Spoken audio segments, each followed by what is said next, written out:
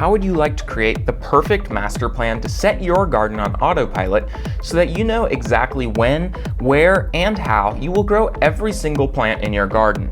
No realizing it's too late to plant, no wondering if you've planted enough, no running out of room for your favorite heirloom tomato. If you're anything like me, you need a plan of action to keep you headed in the right direction and focused on your goal. In this video, I will show you how to plan your garden now so that you can save time, money, and headaches in the future. Step 1 to planting your perfect garden is to review the previous growing season. If you grew a garden last season, take a few minutes to reflect on what went well, what failed, and maybe what issues or problems you ran into. Did you have any diseases that harmed certain vegetables you grew last year? Were there any drainage issues, irrigation issues, or unwanted pests? I firmly believe that the best way to prevent a pest issue or a disease issue is to prepare and anticipate the issues before they happen and ensure from the onset that they don't happen. Let me give you an example from my own garden. Last year, my pumpkin plants succumbed to a fungal disease called powdery mildew. Essentially, this is a white spore that is transmitted from plant to plant by wind or physical contact, and it weakens the plant by killing leaves, depriving the plant of nutrients, and ultimately reducing the yield. To be honest, I had really never had this type of problem, so I was not prepared when it hit. This year though, I'm going to take proper precautions to avoid the problem. I'm going to make sure that I monitor my plants more closely. I'm going to be more careful about what I put in the compost, and I'm going to make sure that there's plenty of airflow in my pumpkin patch. Grab a notebook and pen or pull up a Google Doc and list out all your gardening successes and failures from the previous year. Then make a list below that of what you did right, what you want to make sure to continue, and then what maybe went wrong and how you can prevent pests and disease that your garden is prone to. This process will help you grow a better garden next year, and it'll also help you grow and become a better gardener yourself. If there is a pest or disease that you know your garden had last year, make a concerted effort to research that pest or disease, learn about it, and make a plan of action to eliminate it this year. Now the next step is to inventory your space. Grab a blank sheet of paper and sketch out all your garden space. What do you have available to you that you plan to plant this year? This includes your gardening space in the grounds, raised beds if you have them, and even your pots. And it's actually really important that you don't skimp on this step. As much as possible, really try to draw your garden to scale because that's going to be important for later steps. Grab a measuring tape, go measure your garden, and then sit down at your desk with a cup of coffee and just really get into it.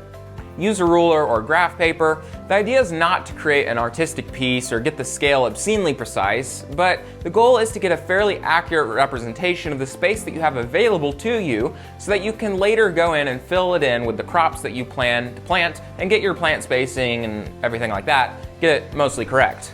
For me, I sketch my main garden beds that I grow the majority of my vegetables in, and then I also like to sketch my hydroponic barrels and straw bales that I grow my tomatoes in, and then anything else that I plan to plant in the coming year. And this just really helps me get a baseline for what I have available to me and helps make sure that I don't plant too much of one thing or not enough of another thing.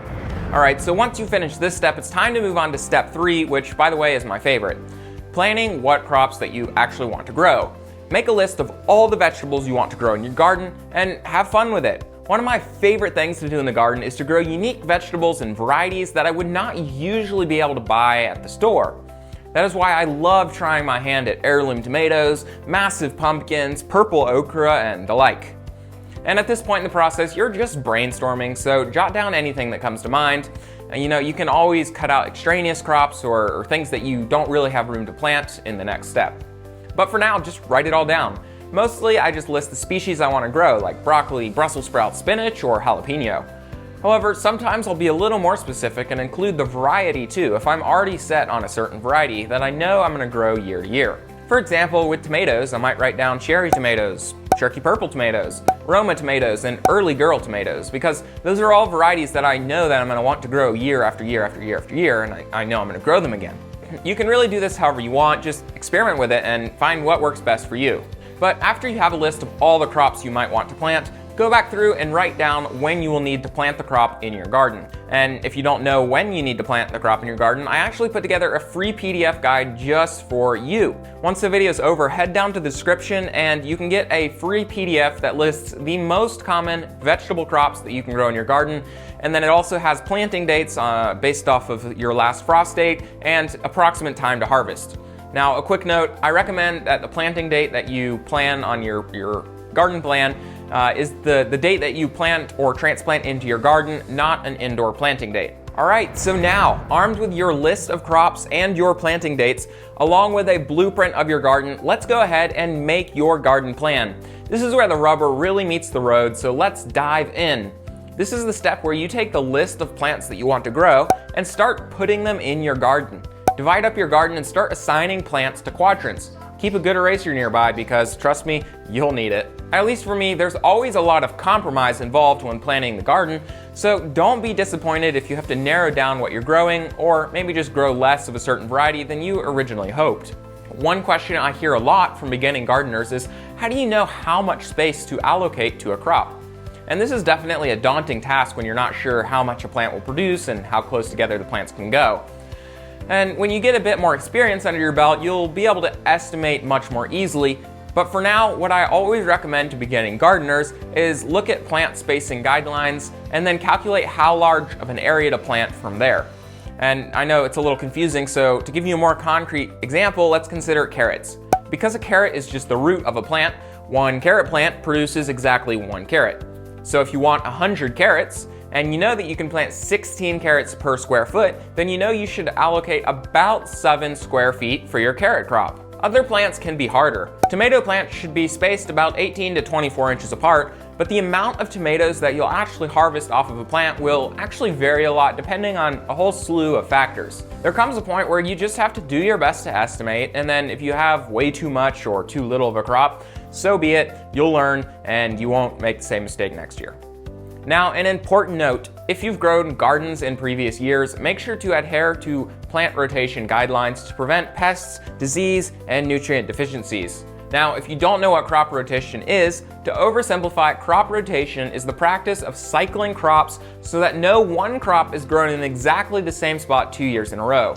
Now, if you'd like to learn more about crop rotation, which I highly recommend, there'll be some very helpful articles in the description below, so don't forget to check that out when the video's over. All right, the garden is almost finished. It's time to move on to the 5th and final step when it comes to planting your garden, and that is order the seeds. It's actually hilarious to me how many gardeners order their seeds as a first step and then plan their garden afterwards. But with seed prices so high these days, it's actually a really terrible idea to order your seeds and then find out that you don't have room for them all, or to realize too late that you don't have a variety that you really wish you had seeds for. In order to be most cost-effective and time-efficient, it makes more sense to use your new garden plan to buy your seeds. So bottom line, plan the garden, order your seeds, and make sure that you do all of this long before it's actually time to plant the garden. I hope this video was helpful to you. If so, I'd love it if you left me a comment. Let me know how you liked the video, and if you have any gardening related questions, I will definitely make sure that I get back to you. And of course, don't forget about the articles and PDF in the description below.